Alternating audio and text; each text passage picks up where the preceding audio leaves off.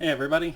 Due to various things you don't care about, my microphone is set up on the opposite side and it's really throwing me off.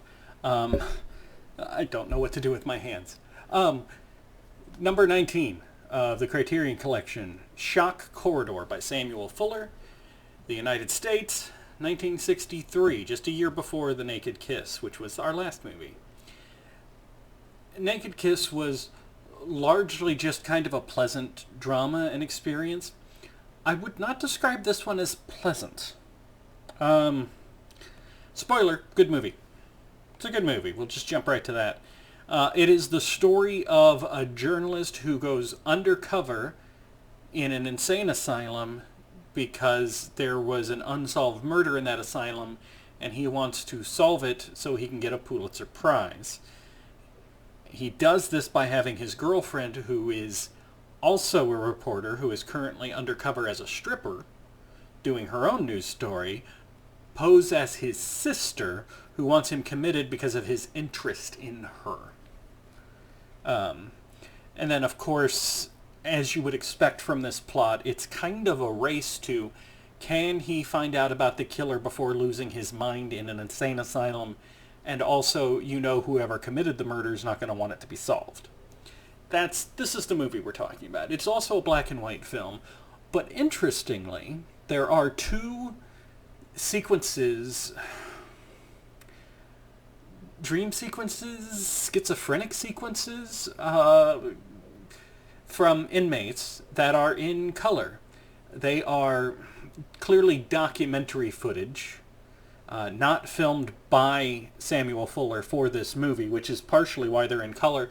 What's interesting is one of the hallucinations, as the inmate is describing it, he even points out that it's in color, which is odd. Does that mean their world is black and white?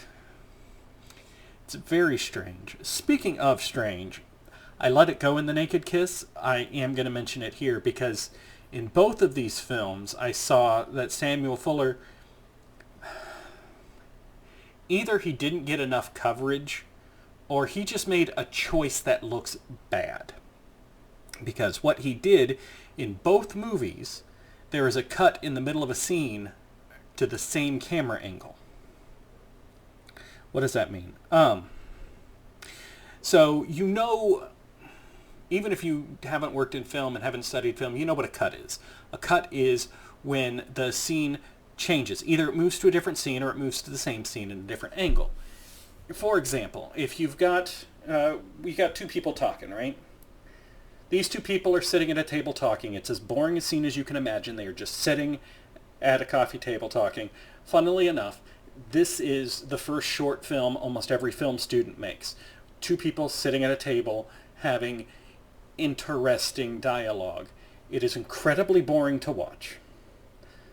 So when you're shooting this scene of two people sitting, talking back and forth, you want at least 3 camera shots to cover the scene. You want a long shot where you actually see the two of them sitting at the table and you can see them eating or drinking or whatever they're doing and talking back and forth.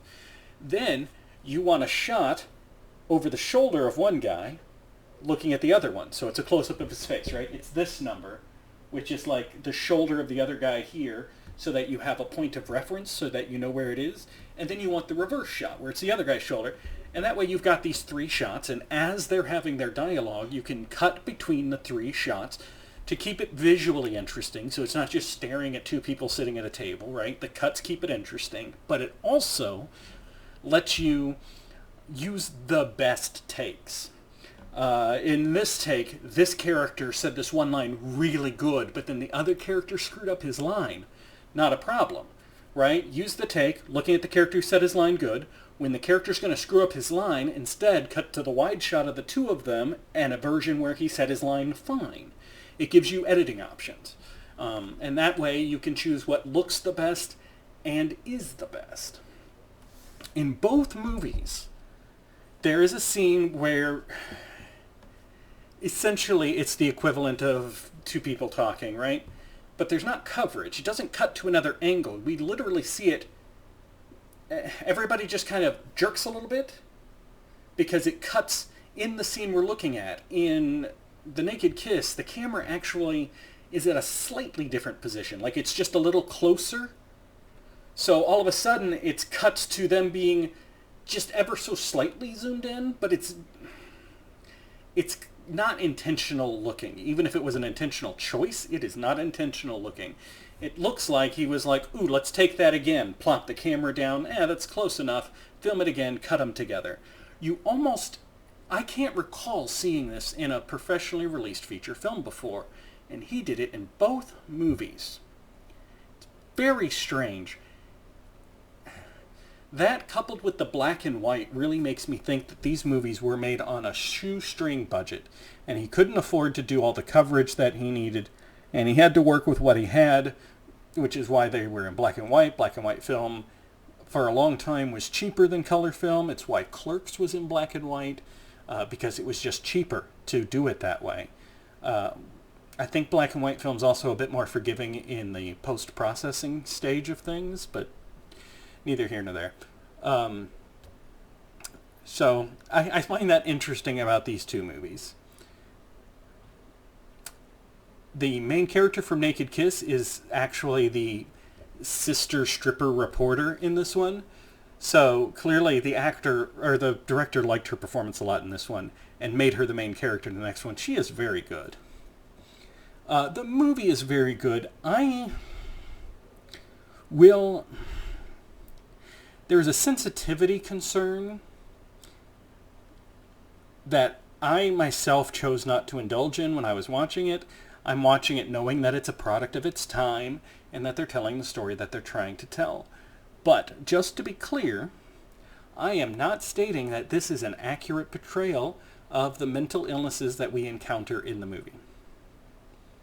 Right? Mental illness is a sensitive subject.